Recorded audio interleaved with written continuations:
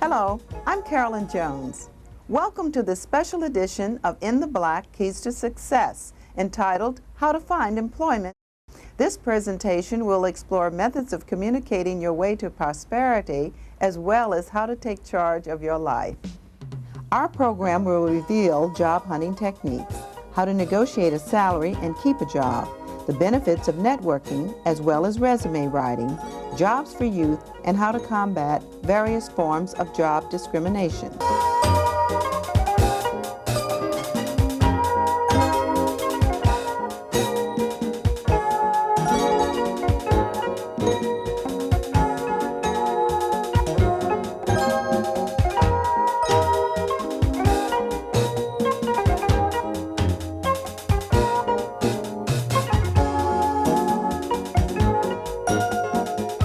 To distinguish yourself from others, get organized and prioritize your goals.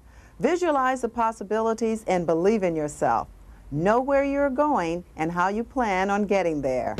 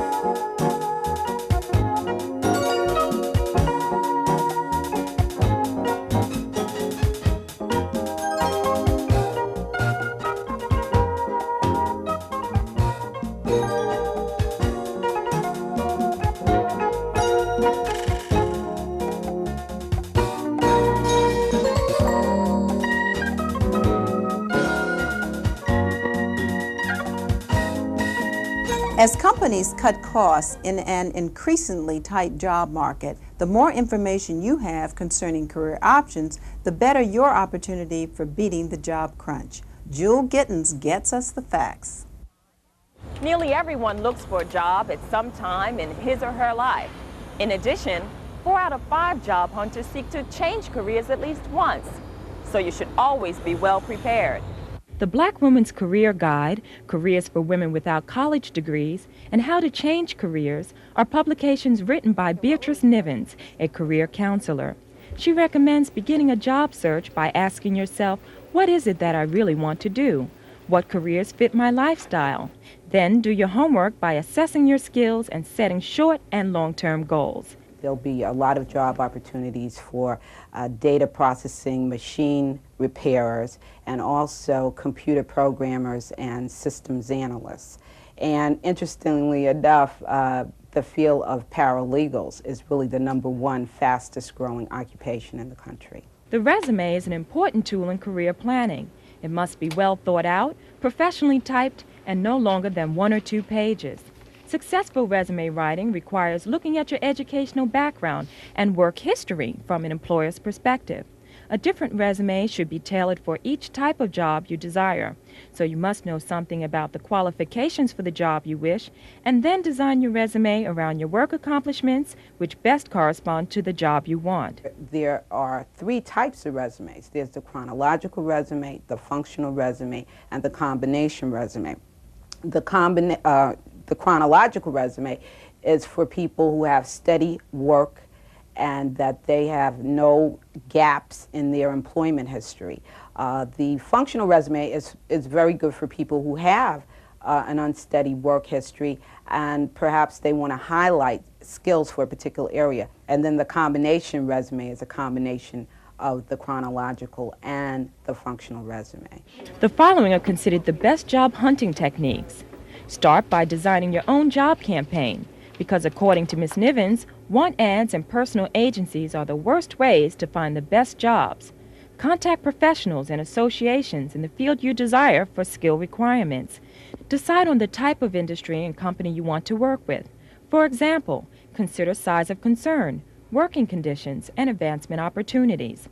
Once you have selected the organizations, find out who can hire you: managers, supervisors, directors, department chairpersons, or agency heads. And I think that only 1 out of every 5 jobs happens to be with personnel. That's why it's just better to kind of find out who can actually hire you and then call that person or write that person. When you get the job interview you have been planning for, you must be prepared for it. You should seriously practice for the interview with a friend. Go over possible questions, reassess your strengths and weaknesses in an interview situation. Know the company's image and dress code. Be prepared for structured, rambling, group, or consecutive interviews with several interviewers. Be enthusiastic, confident, and positive. When you get the job, salary negotiations are important. Know your position's salary range and negotiate for a higher salary. Employers often offer the bottom price in a salary range. So you have to be very clear about the position that you want, what type of skills are needed for that position, training, education, and then you have to have a very hard look at the company. What's the company's profits, losses? What are they going to do in the future? What do they do, period? For those re-entering the workforce, they should go through the same self-assessment and job hunting procedures as everyone else. Remember, whether you're a mother or a volunteer in a local community organization, you have marketable skills. Ms. Nivens also has some advice for recent college graduates. I think that college graduates, particularly today, need to really be very realistic about the job market. I think too many college students are very money-oriented, and they just think that, gee, I want to get into a career where there's a lot of money. And I think that they're not really realistic about what it takes to get that kind of money. What are some careers for women without college degrees? There are a lot of opportunities for women without college degrees. For example, court reporting.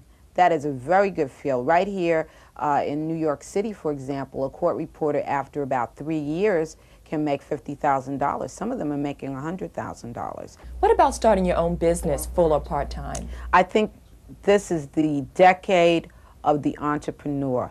I encourage people to start their own businesses. I think that particularly people of color, people, African Americans, Latino people need to start businesses. I think that there are wonderful opportunities. If you're looking for a job, you're in excellent company. Therefore, it is to your advantage to use well-thought-out techniques in what has become a highly competitive marketplace. I'm Jewel Gittens for In the Black.